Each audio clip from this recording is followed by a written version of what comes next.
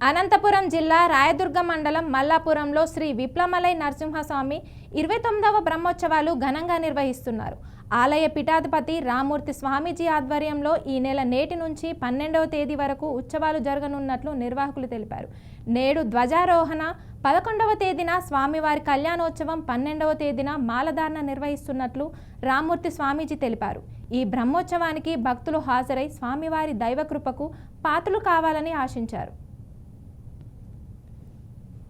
కూడా అనంతపురం జిల్లా రాయదుర్గం మండలం మల్లాపురం గ్రామ పరిధిలో శ్రీ శ్రీ విప్లమలై లక్ష్మీ నవనారసింహస్వామి క్షేత్రమందు ఈ యొక్క క్రోధినామ సంవత్సర మాఘ శుక్లపక్షమన దశమి మొదలుకొని పంచార్ణిక పంచరాత్ర కార్యక్రమములు స్వామివారి కైంకర్యానికి ప్రథమ దినము విశ్వక్సేనారాధన, అంకురార్పణ, పుణ్యాహ అంకురార్పణము, మరి ద్వితీయ దినము అష్టోత్తర కలశము, నూతన ఉత్సవ విగ్రహానికి సంతర్పణ యొక్క సంప్రోక్షణ, తృతీయ దినము ధ్వజారోహణము, చతుర్థ దినము కళ్యాణోత్సవం మంగళవారం, 5వ రోజు 12వ తారీఖు ఫిబ్రవరి 12వ తారీఖు బుధవారం బ్రహ్మరథోత్సవం జరుగును. కావున యావత్ ఆ యొక్క జన్మ చరితార్థకమయ్యేటువంటి జనార్దనుడైనటువంటి ప్రహ్లాద వరదుని కృపకు అందరూ రండి.